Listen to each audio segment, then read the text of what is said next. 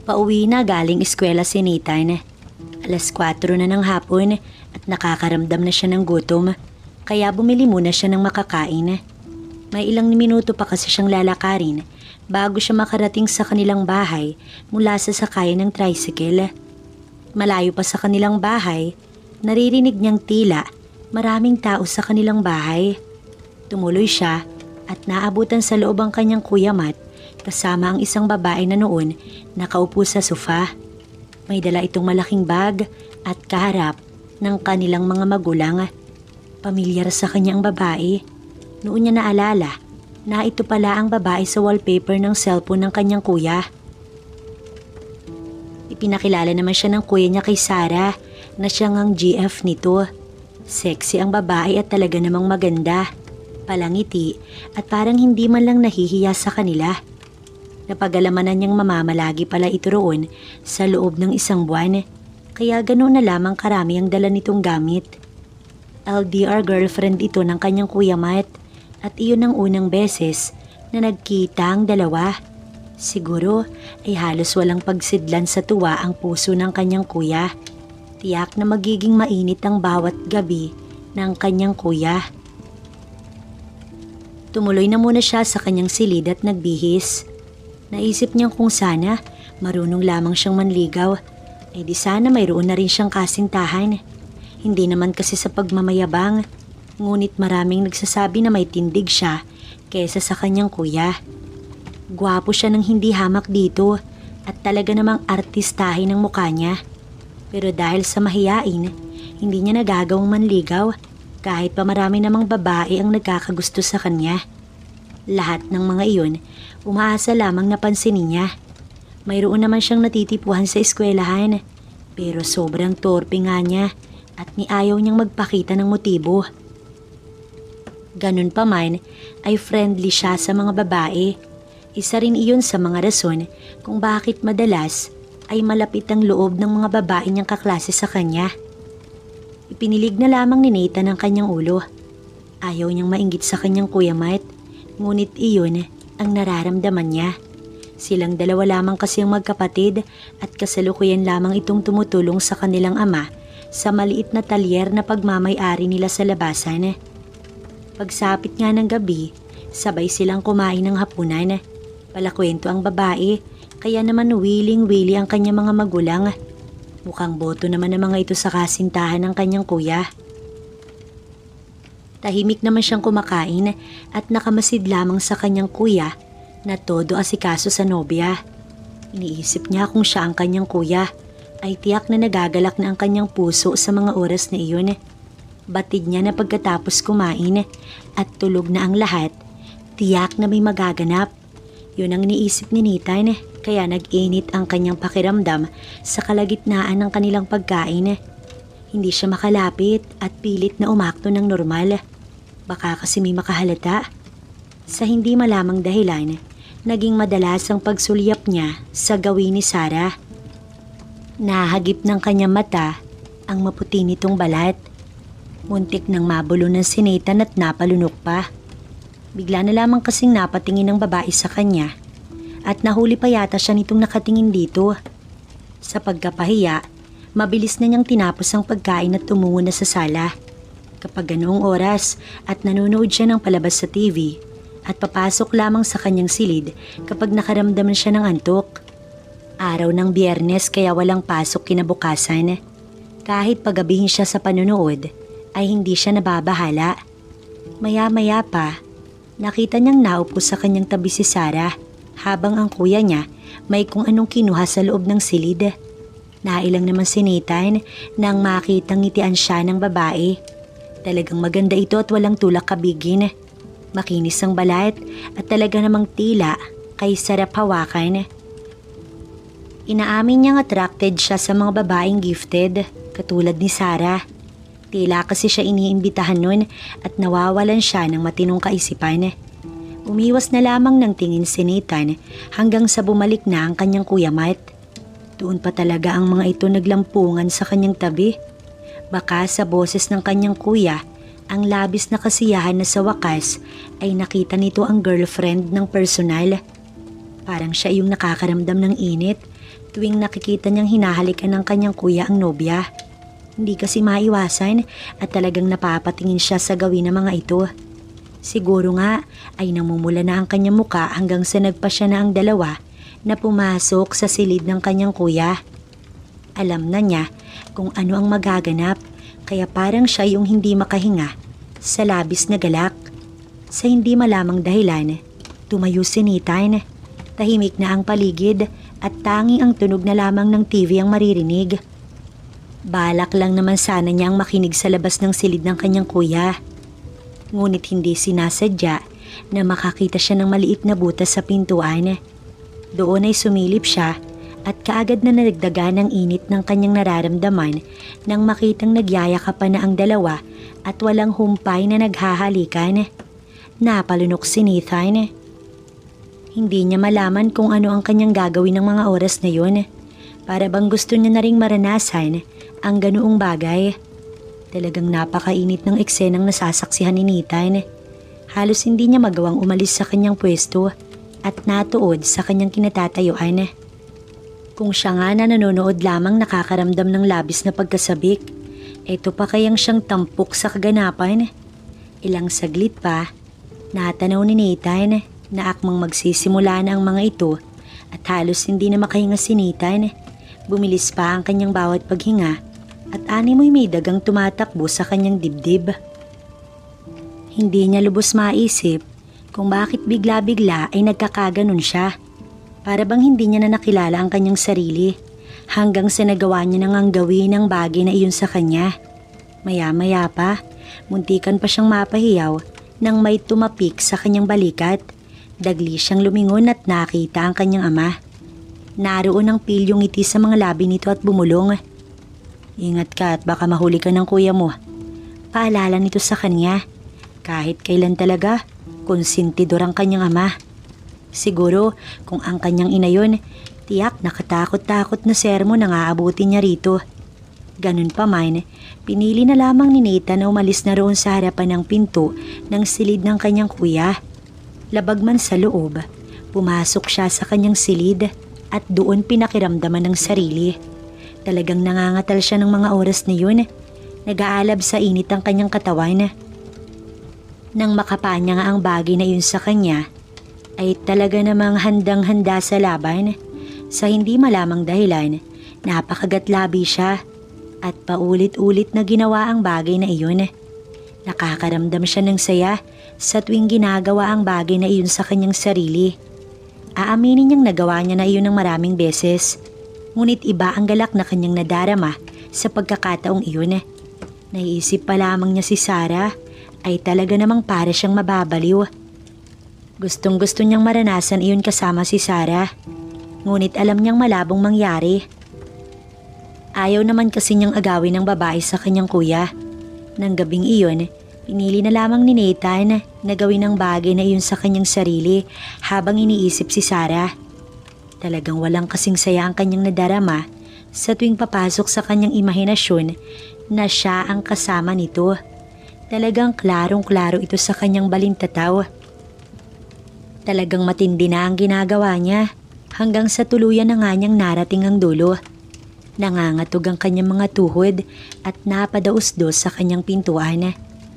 Napagod siya sa ginawa niya at bahagyang nahimasmasan. Pakiramdam niya, ibang tao siya kanina. Nakaramdam tuloy siya ng hiya sa sarili, lalo na at GF yun ng kanyang kuya. Winaksin na lamang niya ang anumang nasa isip at nagpa siya ng matulog. Kailangan na rin niyang magpahinga at mahaba na rin ang naging araw niya. Ngunit maging sa panaginip, dinalaw siya ni Sarah. Talagang sa panaginip ay malaya niyang nagawa ang gusto niya rito. Parang totoong-totoo ang panaginip niya at bahagya pang ninais nang siya ay magising. Noon niya napagtanto na umaga na pala't maliwanag na sa labas. Hindi bali na't wala naman siyang pasok at Sabado ng araw na iyon. Bumangon na siya at lumabas sa kanyang silid. Nadat na niya sa sala si Sarah na nagkakape. Mukhang late na rin itong nagising. Binati pa siya nito ng magandang umaga kaya tinanguan niya na lamang. Dumiretso siya sa kusina at magtitimpla sana ng kape nang sumunod sa kanya si Sarah. Ito pa ang kumuha ng tasa at ipinagtimpla siya ng kape. Nahihiya man, kanya ay yung tinanggap. Alam niyang nasa talyer na ang kuya niya sa mga oras na yun. Maya-maya pa, habang humihigop ng kape, nakita niyang lumabas ang kanyang ina na may dalang labahin. Maglalaba pala ito sa kalapit na ilog at nag-alok pa ng tulong si Sarah. Ngunit dahil kaunti lang naman ang labahin ng kanyang ina, hindi na ito nagpatulong. Tuluyan na nga umalis ang kanyang ina at noon ay naalala ni Nathan na silang dalawa lamang ni Sarah ang tao sa bahay. Parang bigla siyang nailang at lumabas at tumungo sa kanilang likod bahay.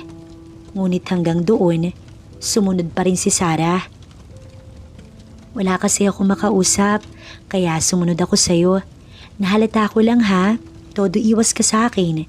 Hindi mo ba ako gusto para sa kuya mo? Hindi niya inaasahan na magiging ganoon ito kaprangka. Ang totoo, hindi naman talaga dahil sa hindi niya ito gusto. Ayaw lamang niyang makaramdam ng init sa tuwing nakikita niya ang babae at nawawala siya sa kanyang sarili. Ngunit hindi niya iyon sasabihin. Hindi mainit lang kasi sa loob kaya lumabas ako. Pabulong na sagot niya sa babae at hawak-hawak pa rin niya ang tasa ng kape na tinimpla pa nito sa kanya. Wala na ngang nagawa pa si Nathan nang naupo sa kanyang tabi si Sarah. Mayroon kasing papag doon sa likod ng bahay kung saan ginagawa nilang tambayan kapag ganoong tag-araw. Nasa ilalim iyon ng isang malaking puno kaya naman talagang malamig ang pwesto roon. Palakwento ang babae katulad nga ng sinabi ni Nathan. Napipilitan naman siyang magkwento rito. Panay naman ang puna nito sa mukha niya kung bakit raw magkaiba ang itsura nila ng kanyang Kuya Matt. Siguro ay napansin din ito na may taglay nga siyang kagapuhan kaysa sa kanyang kuya. Mas matangkad din kasi siya rito, kaya siguro napapansin iyon ni Sarah. Ngiti lamang ang sagot niya sa babae at wala naman siyang balak na pahabain pa ang usapan at masyado na siyang naiilang. Hanggang sa naitanong nito kung mayroon na ba raw siyang GF. Hindi niya maintindihan kung bakit pati iyon ay naitanong nito. Siguro ay dahil interesado sa kanya. Ngunit iwinaksi niya iyon sa kanyang isip at pinili na lamang na sagutin ang tanong ng babae. Sinabi niyang wala siyang GF sapagkat iyon naman talaga ang totoo. Sa nakita niya, biglang lumawak ang ngiti ni Sarah sa narinig. Habang tumatagal, ay parang nagiging komportable naman ang nararamdaman ni Nathan. Napahaba na ang kanilang kwentuhan hanggang sa nagpa siya na itong magluto ng umagahan. Alam niyang kapag tanghali ay umuwi ang kanyang kuya upang kumuha ng pagkain ng mga ito sa talyer. Sakto namang natapos sa pagluluto si Sarah ay tsaka nakabalik galing ilog ang kanyang ina at tapos na itong maglaba at nakaligo na rin. Sa ganoong oras ay napakatindi ng sikat ng araw kaya nagpa siyang tumungo sa ilog upang maligo. Hindi naman siya nagutom at late na nga ang kanilang umagahan kaya nawala na siya ng ganang kumain. Nagdala lamang siya ng sabon at shampoo at malapit lang naman talaga ang ilog sa kanilang bahay. Malawak ang ilog at may kalaliman kaya naman kaagad nang lumangoy si Nathan. Aaminin kasi niya na nadagdagan ng init ng panahon ang init na nararamdaman niya kanina sa pag-uusap nila ni Sarah. Lalo na at naaalala niya ang mga nasaksihan niya noong nakaraang gabi. Bumabalik sa kanyang isipan ang napakaganda nitong imahe. Malamig ang tubig sa ilog, kaya naman napasarap ang paliligo ni Nathan nang may biglang tumawag sa kanya sa hindi kalayuan. Halika na, luto na ang umagahan. Mabuti at nakita kita mula sa malayo. Ipinatawag ka na kasing tita. Pasigaw ni Sarah sa pangpang. Hanggang doon ba naman ay sinusundan siya ng tensyon. Umahon na siya at kinuha ang sabon at shampoo na kanyang dala. Nagsabon na siya ng katawan at balak na ring umahon. Ngunit talagang hinintay siya ni Sarah. Noon ay natutokso na naman siya, lalo at napaka-sexy ng short nito. Pakiramdam niya, parang matagal na silang magkasama at magkakilala kung umasta ito. Nang matapos siya sa paliligo, nauna na nga itong naglakad pabalik sa bahay. Tahimik naman siyang nakasunod dito. at kitang-kita niya ang maganda nitong katawan. Napalunok siya nang wala sa oras. Talagang pinagpala si Sarah. Kay sarap pagmasdan habang ito ay naglalakad. Maging ang makinis nitong balat ay talagang lihim na nag-iimbita sa kanya. At kahit pa sabihing bagong ligo siya, hindi niya maiwasang makaramdam ng init. Napalunok si Nathan. Pilit na lamang niyang iniwas ang kanyang mga mata sa gawin ng babae hanggang sa makarating sila sa bahay.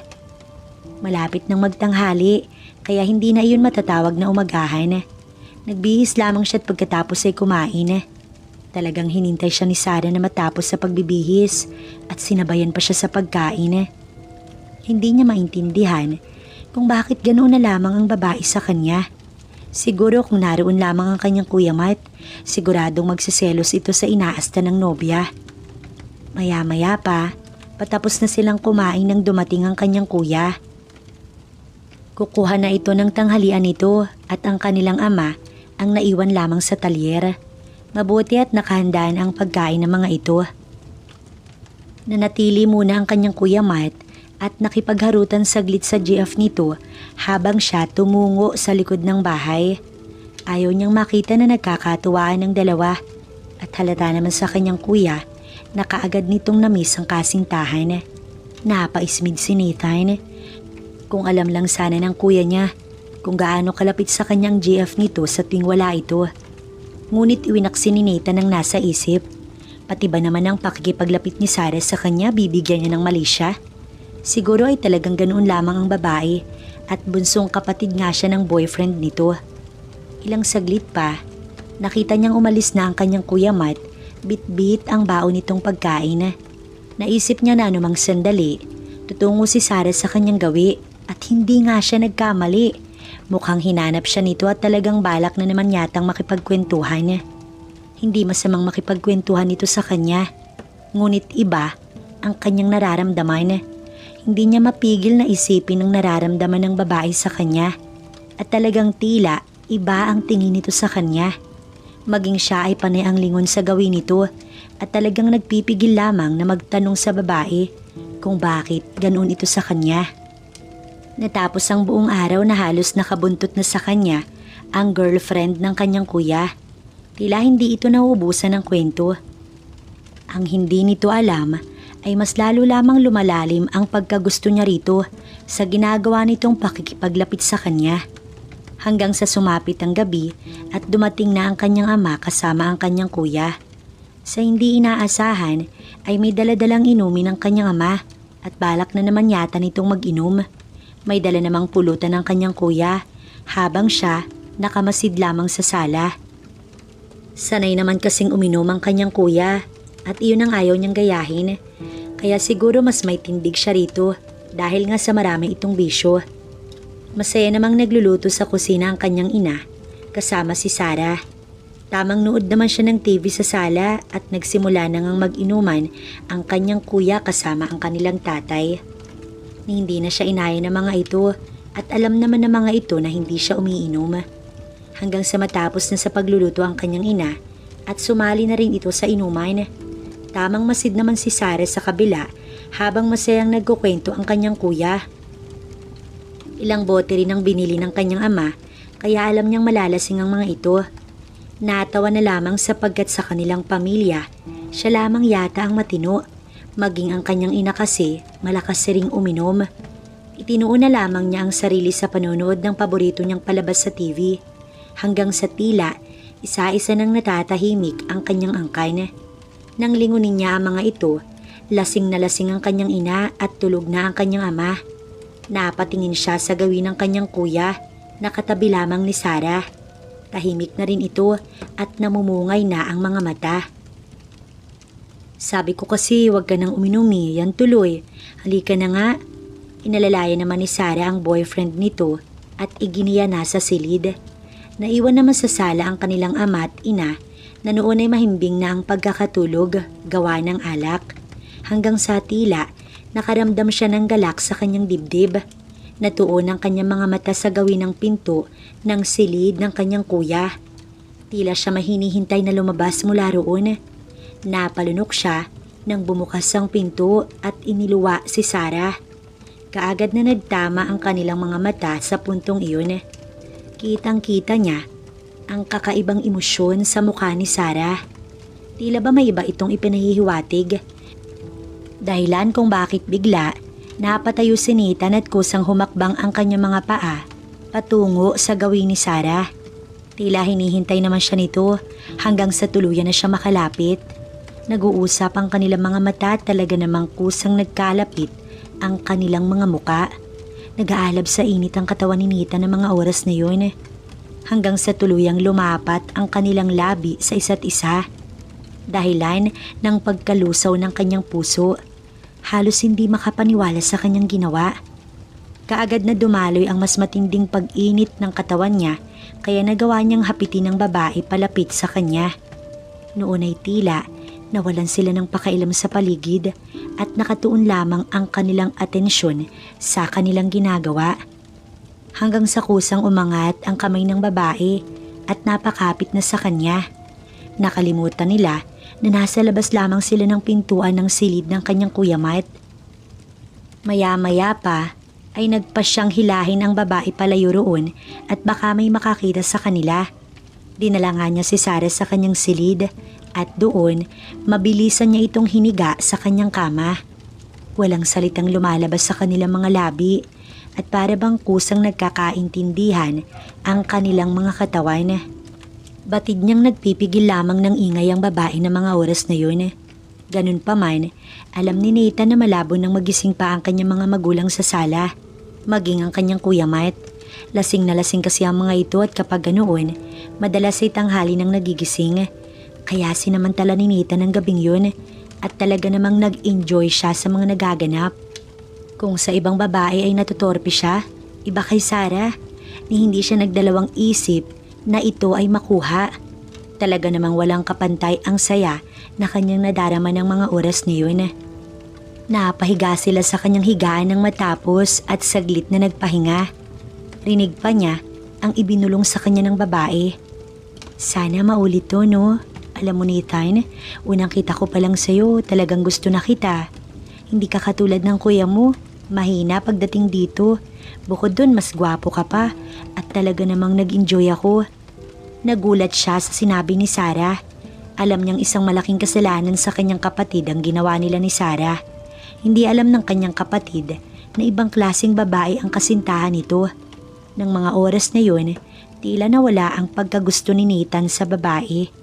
Nanaig pa rin ang pagmamahal niya sa kanyang kapatid at alam niyang hindi karapat-dapat si Sarah para dito. Nagawa niyang sabihin sa kanyang kuya ang lahat at kaagad naman itong hiniwalayan si Sarah.